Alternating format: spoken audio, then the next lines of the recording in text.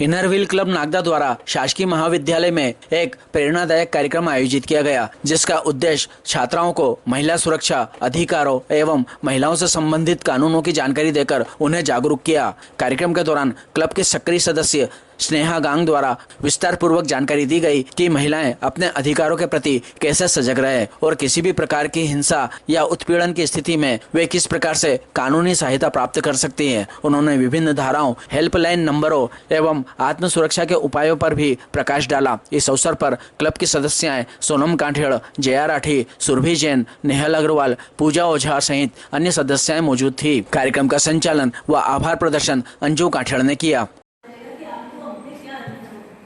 इसी श्रृंखला को आगे बढ़ाते हुए हमारे क्लब की सदस्य स्नेहा जी, जो कि हाईकोर्ट एडवोकेट है, वो आपको महत्वपूर्ण जानकारी प्रदान करेंगे।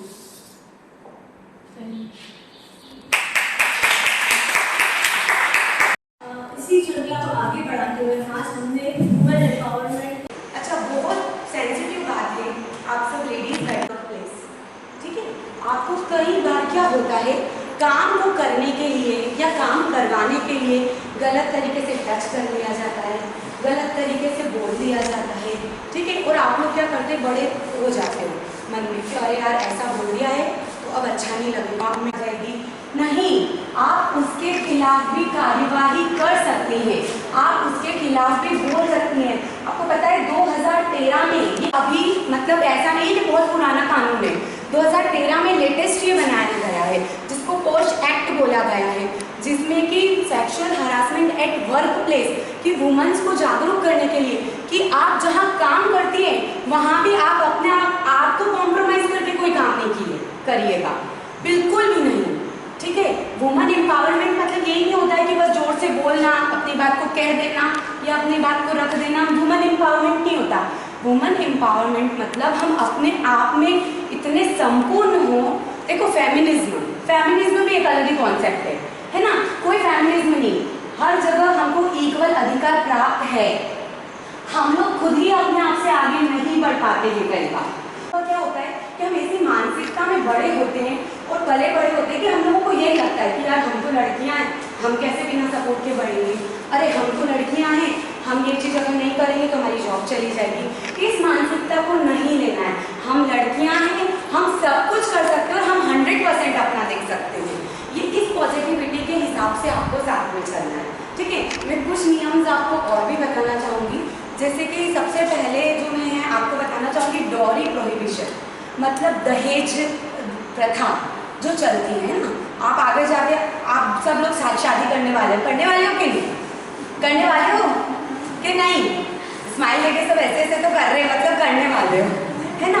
तो अब दहेज लेना या देना, आपको पता है दोनों ही गलत है ना। दहेज लेना भी गलत है और दहेज देना भी गलत है। और यदि आपसे कोई भी जबरदस्ती करवा के, कोई भी जबरदस्ती कोई मांग कर रहा है दहेज की कि नहीं हम आपकी लड़की से शादी नहीं करेंगे, देखिए हम सोचते हैं अब सब हट गया है, ऐसा कुछ भी नहीं है। अभी भी बैकवर्ड जगह पर या बहुत सारी जगह पर ये सारी चीज़ें चल रही है, लड़कियां सफ़र हो रही हैं और लड़कियां मर भी रही हैं, ठीक है, ऐसा भी हो रहा है।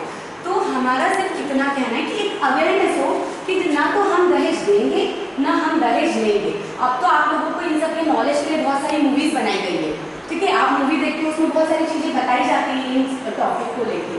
तो दहेज देना और लेना, ये उनसे किसी से भी जाकर आप इस बात की कंप्लेन कर सकते हैं और आपको इसमें राहत मिल सकती है।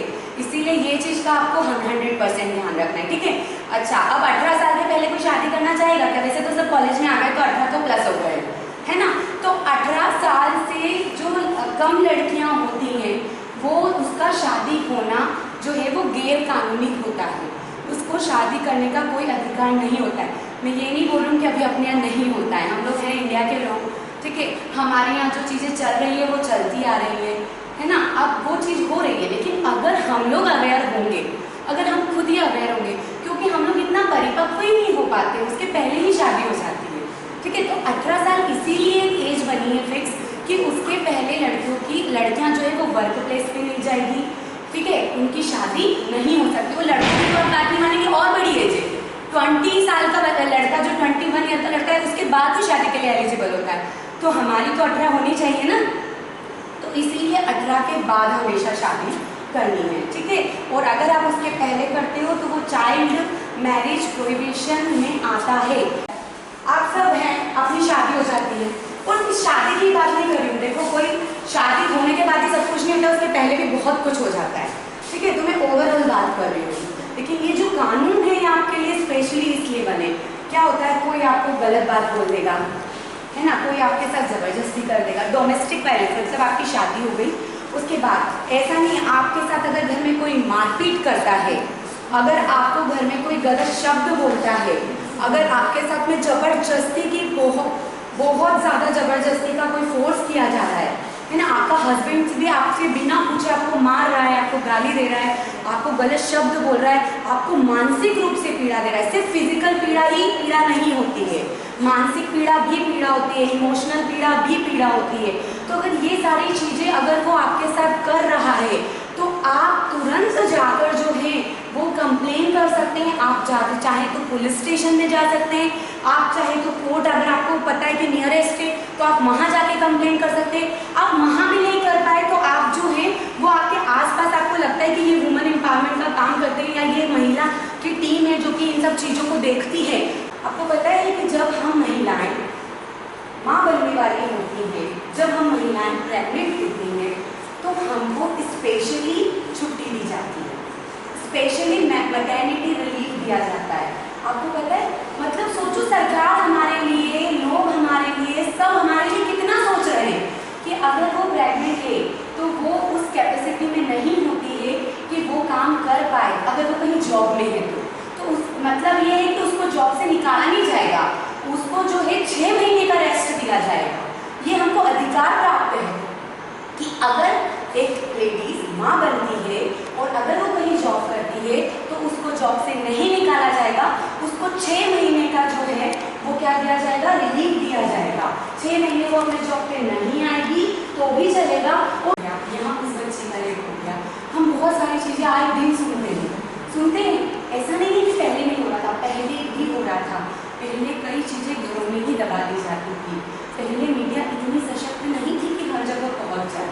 अब जो है अब वो मीडिया इतनी उजागर हो गई है कि मतलब वो हर जगह अवेलेबल है चीज़ों को बताने के लिए, चीज़ों को दिखाने के लिए, ठीक है। तो हमको हर जगह अधिकार प्राप्त है, ठीक है। तो ये भी हमारा जो एक स्पेशल कैटेगरी कि आपको अगर कोई गलत तरीके से देखता भी है तो भी आप सोचिए कि उसके लिए भी कानून बना हुआ है। तो ये अभी अभी बने सब, वॉयरिज्म, स्टॉकिंग, ये सब कानून बने हुए। वॉयरिज्म मतलब आप यदि चेंजिंग रूम में जाते हो, ऐसा पहले बीच में बहुत हुआ था कि चेंजिंग रूम में जाते थे, वहाँ कैमरेस लगे होते थे, फिर उनको जबरदस्ती परेशान किया जाता था। तो जब ये पता चला सरकार को तो उन्होंने ये कानून बना दिया कि कोई भी अगर महिलाओं का कुछ भी अगर गलत फोटो या कुछ भी लेता है तो आप जो है वो कंप्लेन कर सकती है, मतलब 3 साल से 5 साल तक की सज़ा हो सकती है, ठीक है। तो मतलब इतना स्ट्रिक्ट कर दिया है। कोई अगर आपके पीछे भी जा रहा है, कोई लड़का यदि आपके पीछे भी जा रहा है, आपका पीछा कर रहा है या आपको देख रहा है तो वो भी इतना स्ट्रॉन्ग कानून है कि आप जो है उसकी भी कंप्लेन कर सकती हैं, उसमें भी उनको 3 से 5 साल तक की। देखो मैं आपको अवेयर होने के लिए बता रही हूँ ये सारी चीज़ें, ठीक है ना। इन सब चीज़ों का गलत मिसयूज़ भी बहुत हो रहा है। हम लोग हर सेक्टर में सिर्फ और सिर्फ जो है वो जेंट्स वर्ग को दोष दे देते हैं, लेकिन ऐसा भी नहीं है। कई चीज़ों में गलती हम लोगों की भी होती है, ठीक है। मैं सिर्फ आपको अवेयर करने के लिए चीज़ें बता रही हूँ कि ऐसा नहीं है कि हमारे पास राइट्स नहीं है, ऐसा नहीं है कि हमारे फेवर में कानून नहीं है, सब कुछ बहुत सारी चीज़ें हमारे फेवर में है। गलत हुआ और हम इसके लिए एफआईआर दर्ज करें तो वो से मतलब कि अपन रिपोर्ट करिए, लेकिन वहाँ पर थाने में या कहीं पे भी अपने रिपोर्ट करें, उसका आगे कुछ भी नहीं होता है सोल्यूशन। नहीं ऐसा नहीं है मैम, ऐसा नहीं होता है। आप जो बोल रहे हैं ना, ये आपके साथ या तो ऐसा एक्सपीरियंस हुआ है तो आप बोल रही हैं, नहीं तो ये सुनी सुनाई बातें हैं मैम, ऐसा नहीं होता है। आपको अगर आप कानून के पास जाती हैं, आप प्रॉपर रिपोर्ट करती हैं, आप प्रॉपर देखिए बहुत सारी चीज़ें सराउंडिंग में होती है जो दबा दी जाती है, जो आगे नहीं बढ़ने दी जाती, बहुत सारे फैक्टर्स होते हैं, उन सब फैक्टर्स की बातें नहीं कर रही हूँ। पर हमारे जो कानून की बात, जो हमारे लॉ, वो सबको इक्वल रखा है, बिल्कुल अधिकार है, आप कार्यवाही कर सकती हैं, आपकी रिपोर्ट को सुना जाएगा, आपके लिए किया जाएगा। अगर अभी आप सबने लेटेस्ट सुना होगा तो एक मर्डर हुआ था नागदा में, से आप सबका अभिवादन करती हूँ। मालती मैम का, अर्चना मैम का, जो हमें इतना अच्छा अवसर प्रदान किया कि हम महिलाओं के सशक्तिकरण की जानकारी सभी कन्याओं को दे सकें। इसके लिए मैं तहे दिल से आभार व्यक्त करती हूँ। क्लब के सभी सदस्यों का बहुत बहुत धन्यवाद और हमारे छात्राओं की तरफ से भी आप लोगों को बहुत बहुत आभार कि आपने इतनी महत्वपूर्ण जानकारी मुझे साझा की जो